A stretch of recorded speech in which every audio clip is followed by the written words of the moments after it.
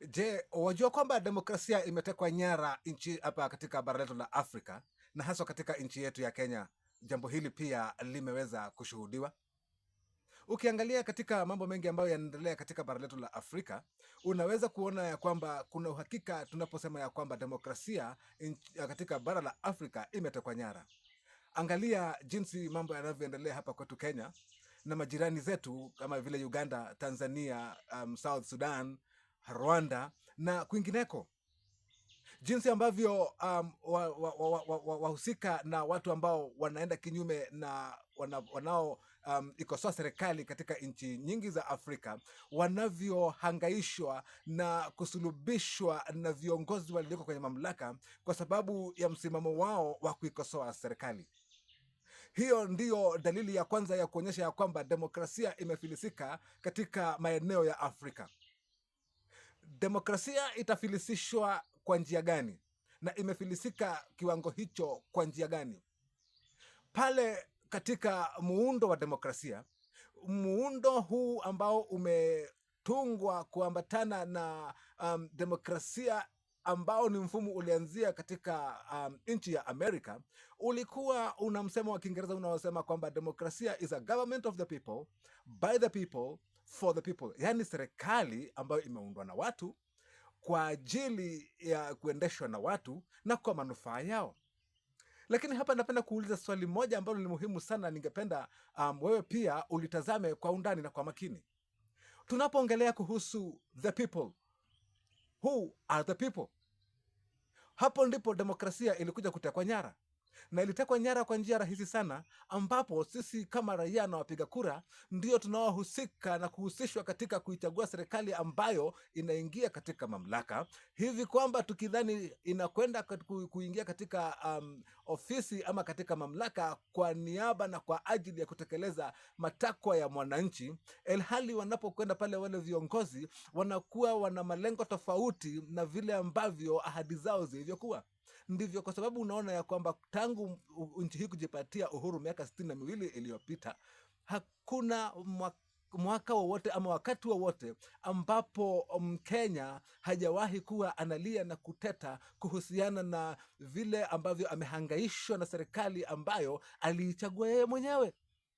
We are a people who are used to being fed on fake promises ambazo sisi tunazinunua kwa gharama kubwa, na inakwenda kufikia ya kwamba hata baada ya kununua hizo fake promises tunajipata kumbe tulikuwa tumehadaiwa, na lengo lilikuwa ni kwa wale viongozi kuingia kwenye mamlaka ili wao wenyewe waweze kujifaidi na waweze kujijenga kihali na kimaisha na kuweza kuweka legacies zao kwa jinsi na namna ambavyo wanayoipendelea. Ukiangalia matukio ambayo yamekuwa yakitokea katika Afrika hii yetu ya Mashariki, utaona ni kama kwamba kuna a trend fulani ambayo imejitokeza wazi ya kwamba ni wakati huu ambapo viongozi katika nchi hii wanaonekana kuongea kwa lugha moja, japo katika nyanja tofauti. Wote wanaongea kuhusu kugandamiza sauti ya Mkenya ama mwananchi wa nchi yake, kwa sababu inaonekana ya kwamba lengo lao kuu ni kuisambaratisha sauti ya kinyume na mapenzi ya serikali, kusudi serikali iendelee kujimudu pale mamlakani na kuwe kuna system ambayo ndio itakayokuwa inatumika ya watu ambao ni kitengo cha matajiri kuendelea kumiliki nafasi za uongozi. Hayo ni mambo ambayo si mageni katika nchi yetu ya Kenya, na hakika ni kwamba tahadhari kama hiyo ilitolewa miaka 12 tu baada ya Kenya kupata uhuru wake, na hapo ni katika mwaka wa 1975 wakati mbunge wa Nyandarua North kwa wakati huo ambaye alikuwa anajulikana kwa jina la JM Kariuki aliongea katika mkutano wa hadhara na kuitaja serikali kama kuitaja nchi kama nchi ambayo ni ya mamilionea 10 wakati huo na milioni 10 za waombaji. That is 10 millionaires and 10 million beggars. Taswira hii haijabadilika sana, na hiyo ndio hali ambayo tumekuwa tukiishuhudia hapa kwetu Kenya na hata katika bara nzima la Afrika. Unakuta ya kwamba wapiga kura ndio wengi, lakini haja zao na hoja zao hazifikii kutekelezwa na serikali zozote ambazo zinaingia katika mamlaka, na kusababisha kuwa na kiwango kikubwa cha umaskini katika nchi zote ambazo ziko Afrika na ambazo zimekuwa katika mfumo huu wa demokrasia. Marehemu J.M. Kariuki alikusudia kusema nini alipotoa taswira hiyo ya kwamba democracy is a failed state, democracy is a lie? It was and it is a lie kwa sababu haikuweza kufanyika kwa ajili na kwa minajili ya kumnufaisha mwananchi, ila kwa kumnufaisha walio mamlakani. So walio mamlakani ndio the people, wanatutumia sisi kuichagua serikali. Baada ya kuichagua serikali, inaenda kuwafaidisha na kuwanufaisha wao, ikiwacha sisi tukiwa tunalenga wanatulenga tutumie vile vinaitwa communal projects kama njia ya kuona na kuelewa ya kwamba serikali imetutendea kazi. Sisi huwa tunafungwa macho na zile communal projects badala ya kufungwa ama kushughulikiwa na zile zinazoitwa individual benefits kama ambavyo wanazipata wao wanapoingia. Because wakati tunamchagua kiongozi yoyote kuingia katika mamlaka, tunamchagua anapokwenda pale, anakwenda kwa ajili ya manufaa yake mwenyewe. He earns a salary, he earns allowances, he earns other benefits kutokana na nyadhifa yake. Lakini wewe Mkenya unaendelea kujisukuma katika mambo ambayo ni ya kukuwezesha kuishi leo na kesho kutwa, kwa sababu wewe huna wa kukuelekeza, na wewe lengo linaloweza kukunufaisha ni kwenda kuomba msaada kwa kiongozi ambaye ulimchagua. Wewe umechagua kiongozi ukiwa katika tafsiri ya katiba yetu the employer, lakini huyu employer anaenda kuomba kwa ambaye amemwajiri kazi. Unaweza kuwa wewe ndiye mwajiri, at the same time wewe ndiye muombaji? Unless we do not have a way ya kutambua kwamba kwa hakika sisi ni lazima tujifungue akili zetu na tuweze kusimama katika nyadhifa na nafasi ambayo ni sisi ndio viongozi wa nchi yetu. We are the people who give direction to how the country should be run, not the people we elect to represent our views and our opinions.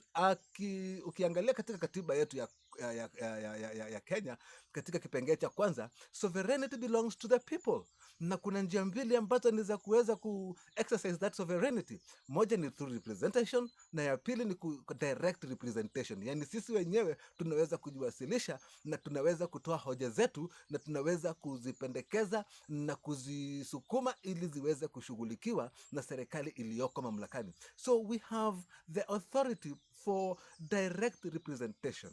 Na ninapoongelea hapo, ninalenga kusema kitu kimoja, ya kwamba kama hatuna namna na hatuna mikakati ya kuweza kuhakikisha kwamba hilo linatokea, hakika tutakuwa siku zote tunahadaiwa na hawa viongozi na wanasiasa ambao kila wakati wako hatua mbele moja ya mwananchi.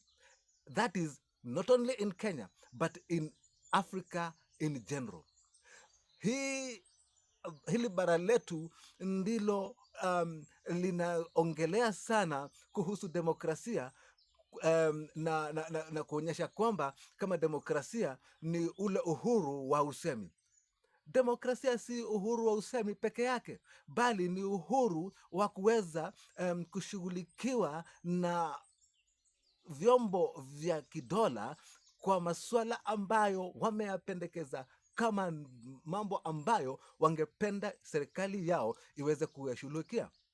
So katika muktadha huo ndipo ningependa kuwaelezea kwa kinaga ubaga kuhusu namna ambayo nimekuwa nikiongelea ya kuweza kuleta mabadiliko katika nyanja za kuweza kuwatambua ambao wanastahili kuwa katika nyadhifa za uongozi hapa kwetu Kenya, na iwe ndio mfumo ambao unaweza kumnufaisha maskini yoyote katika bara nzima la Afrika, kwa sababu maskini ndio wamenyanyaswa na maskini ndio wanaotumiwa kuweka kwenye mamlaka viongozi ambao wanakuja katika uongozi katika nchi hizo ikiwemo Kenya. Katika mapendekezo yangu nimekuwa nikitumia utaratibu ambao nimekuwa nikiuita inverse salaries for political office, yaani mshahara kinyume na jinsi mtu alivyo tajiri. Katika mfumo huu nimependekeza ya kwamba kusiwe na viongozi ambao wataingia kwenye nyadhifa za uongozi wanaomiliki mali inayozidi shilingi bilioni 2 katika hifadhi yao, na kwa wale ambao wamo katika kiwango hicho cha bilioni 2 wasipate mshahara unaozidi shilingi 50,000 kila mwezi. Nimeendelea pia kutoa mapendekezo na kusema ya kwamba kwa wote walio katika nafasi ya milioni 500 hadi milioni 999 wasiwe kunradhi, nimependekeza pia watu walio katika nafasi ya bilioni 1 hadi milioni 999 wasipate mshahara unaozidi 70,000, that is 70,000.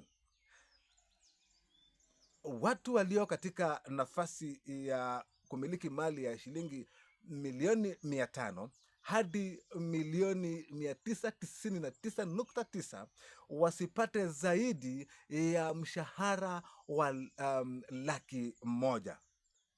Watu walio katika nafasi ya kumiliki mali ya kuanzia shilingi milioni 100 hadi shilingi milioni 499 wasipate mshahara unaozidi 150,000, 150K.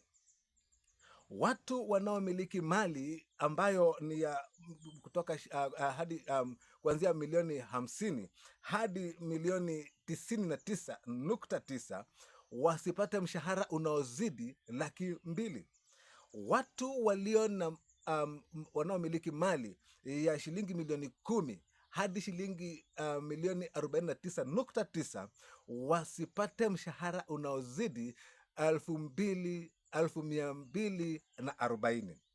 Watu ambao wanamiliki mali ya shilingi milioni 5 hadi shilingi milioni 9.9 wasipate mshahara unaozidi 300,000, that is 300K. Watu ambao wanamiliki mali kati ya shilingi milioni 1 na shilingi milioni 4.9 wapate 350,000, 350,000. Watu walio chini ya kiwango hicho wapate mshahara usiozidi shilingi 500,000. Muktadha kama huu ukatumiwa, unaweza kutupunguzia mzigo wa matumizi ya serikali na tuweze kupata hela za kuweza kuingiza katika nyanja za kimaendeleo yanayohusu raia na nyanja zinazo wahusu, na iweze kuinua maisha kwa njia nyingi, ikiwemo kuweza kuinua pesa za watu ambao hawana ajira kwa wakati huu, ambao ni wale wazee, the elderly, ambao huwa wanapokea shilingi 2,000. Fikiria kwamba tangu mwaka wa 2011 wakati pesa hizo zilifikia shilingi 2,000 hadi wa leo, miaka zaidi ya 10 baadaye, pesa hizo ziko pale pale katika shilingi 2,000, na ni pesa ambazo zinastahili kuwa zimeongezeka kuambatana na jinsi hali ya uchumi inavyozidi kuwa ngumu. Kuna vijana wetu ambao wanatoka katika shule na hawajaingia katika nafasi yoyote ya kazi, na wanahitaji kujikimu kimaisha na kuondoka kuwa mzigo kwa wazazi wao. Watu kama hao wanastahili pia kuingia katika utaratibu kama huo unaowawezesha kujimudu kimaisha na kupunguzia wazazi mzigo. Kuna watu ambao pia hawana ajira, na watu hawa pia wanastahili kuangaliwa na kuweza kuinuliwa hadhi yao, kama ambavyo kipengee cha 28 cha katiba kinavyopendekeza, ya kwamba ni lazima hadhi ya mwananchi iweze kuhifadhiwa na kulindwa na kutunzwa. Tusipochukua mwelekeo kama huo ambao utaweza kubadilisha sura za viongozi walio kwenye mamlaka, na tuweke utaratibu ambao utaweza kuhakikisha ya kwamba vijana wanaweza kupata nafasi nzuri za kuingia katika nafasi za uongozi, hakika tutabaki siku zote kuhadaiwa, tutabaki siku zote kulia na kuona kwamba hatujaweza kushughulikiwa ipasavyo kama wananchi. Hiyo ndiyo siri ambayo tunahitaji kuijua leo na kuizingatia.